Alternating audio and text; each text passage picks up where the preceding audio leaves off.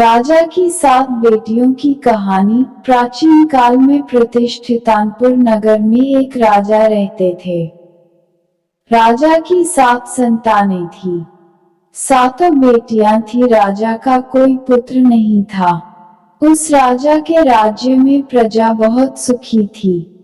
उसके राज्य में प्रजा को कोई दुख दर्द तकलीफ नहीं थी। एक दिन राजा के दिमाग में एक विचार आया।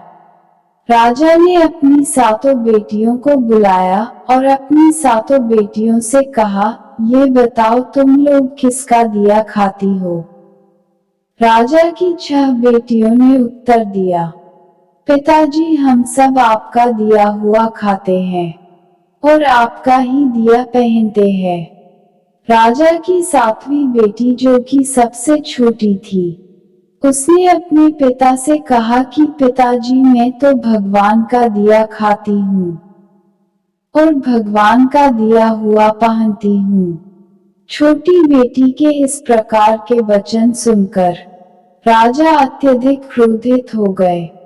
राजा ने कहा कि सबको मैं खिला रहा हूँ और ये कह रही है कि मैं भगवान का दिया खाती हूँ।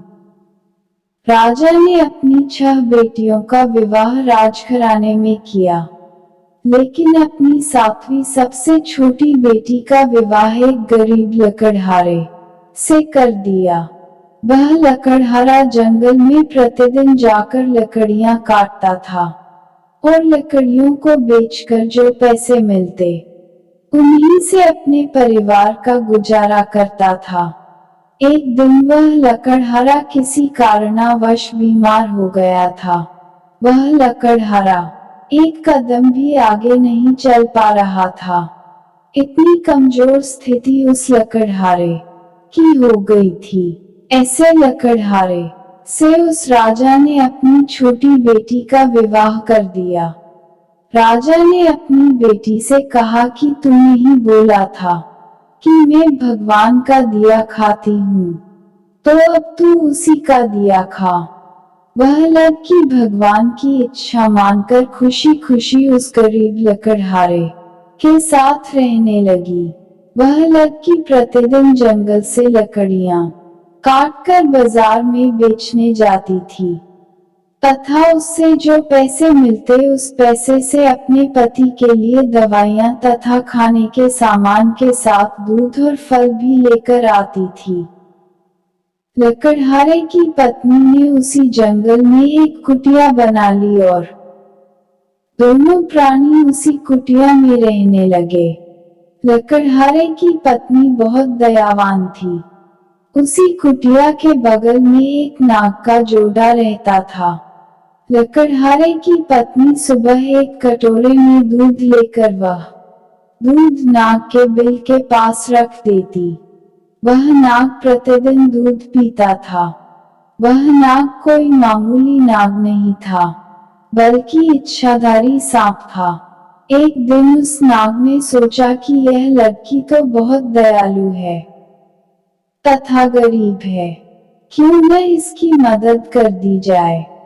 एक दिन उस नाग ने लकड़हारे की पत्नी के स्वप्न में आकर कहा कि बेटी जिस स्थान पर तुम दूध का कटोरा रखती हो, वहां पर तुम गड्ढा खोदना, उस जगह तुम्हें बहुत सारी संपत्ति मिलेगी। उस संपत्ति से तुम अपना और सबका भला करना। एक बात का ध्यान रखना कि कोई भी व्यक्ति तुम्हारे द्वार से कभी भूखा न जाने पाए। लकड़हारे की पत्नी सुबह उठी और जिस स्थान पर नाग का जोड़ा रहता था, वहां पर उसने खोदना शुरू किया। उस स्थान पर बहुत ही ज्यादा सोना निकला। उस सोने को मिलने के बाद उस गरीब निर्धन लकड़हारा का भाग्य ही बदल गया। उसी धन से उस लकड़हारे ने एक महल बनवाया। उसने धीरे धीरे उसी स्थान पर पूरा एक नगर ही बसा लिया। वह प्रतिदिन भूखों को भोजन करवाती थी। उसका पति भी अब पूरी तरह से स्वस्थ हो चुका था। एक दिन लकड़हारा कि पत्नी सबको भोजन करवा रही थी।